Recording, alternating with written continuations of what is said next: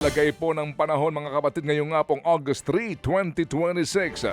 Napanatili nga po ng Bagyong Luis ang kanyang lakas habang binabaybay ang karagatan po sa silangang bahagi po ng Aurora Province. Huling namataan ng bagyo, 130 kilometers malapit po sa bayan ng Kasiguran doon sa Aurora. Taglay nito ang lakas ng hangin na abot sa 55 kilometers per hour at magbugsong hanggang 70 kilometers per hour. Halos hindi gumagalaw ang bagyo sa sobrang bagal nito at hindi rin po iniaalis ng pag-asa ang posibilidad na ito'y mag-landfall sa Northern Luzon mamayang gabi o bukas ng umaga. Sa ngayon po'y nakataas pa rin ang signal number 1 sa central at eastern portions po ng Cagayan, Isabela at Quirino Province.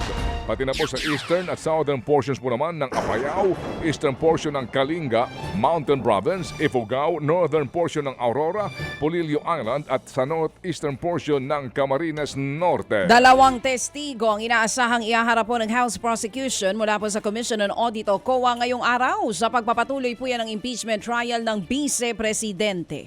Kaugnay pa rin yan ang pagpapatuloy ng pagliliti sa alegasyon ng maling paggasta ng confidential funds ni Vice President Sara Duterte. Kasama sa tetestigo mamaya si dating COA State Auditor Roderick Wamil at Incumbent Intelligence and Confidential Funds Audit Office Supervising Auditor Celine May del Campo.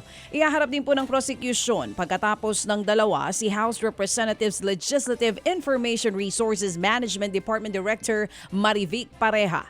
Inaasahang tatalakayin po ng mga testigo kung paano ini-audit ang mga winidraw na pera sa bangko. Gayon din ang direktiba ng COA kung saan may pinababalik itong 73 million pesos na confidential funds sa OVP na kinubra noong taong 2022. At samantala po naman sa ibang balita po abay inimbitahan daw ni Senador Alan Peter Cayetano si Senador Panfilo Ping Lacson at ang publiko na personal na inspeksyonin ang mga infrastruktura sa Taguig. Sinabi yan ng Senador kasunod nga po ng usapin ng mga umano'y irregularidad sa mga infrastructure projects sa naturang lungsod. Muli rin niyang iginigit na wala daw siyang ghost project sa kanyang baluarte. Pero tinanggihan ni Senator Lacson ang imbitasyon tsaka muling binanatan si Cayetano. Tsaka na lang daw siya pupunta kapag maayos ng flood control program sa Taguig dahil daw baka siya malunod sa baha. Anya, matagal na siyang walang practice sa swimming at baka nga doon siya malasin at malunod.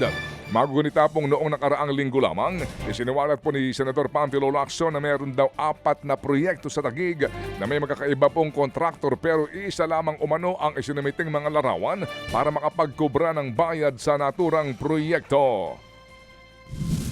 I will continue to invite not only Senator Lacson, not only his staff, but everyone.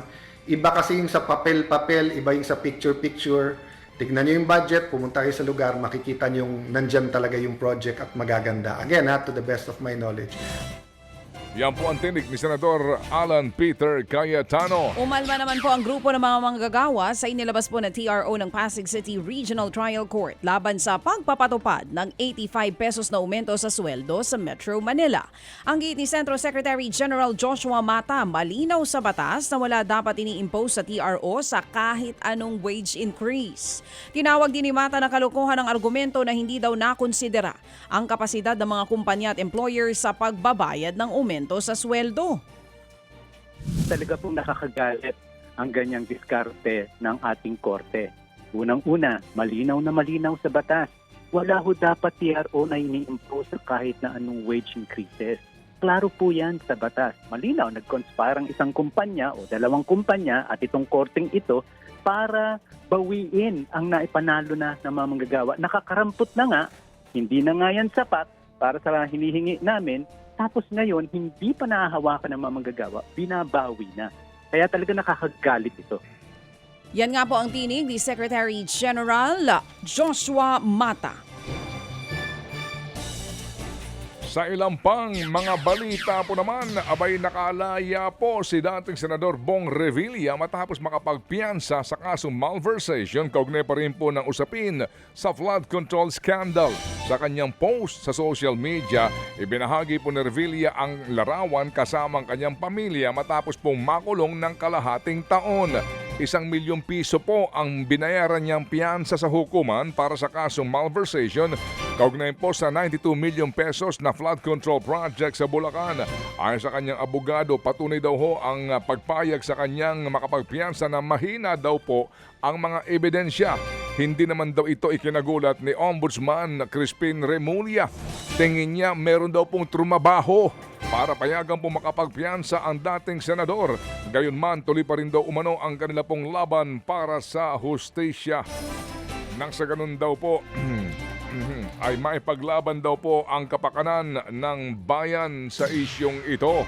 Mga kapatid, patuloy po kayong tumutok sa 105.9 True FM para sa totoong balita, impormasyon, music and entertainment. Mag-subscribe sa aming YouTube channel at podcast at sundan nyo kami sa Facebook, Instagram, X at TikTok sa True Network PH. Bisitahin din po ang aming official website, truefm.ph. At panoorin din kami sa True TV Signal, Channel 19. Kami po ang 105.9 True FM. Laging true sa'yo, kapatid.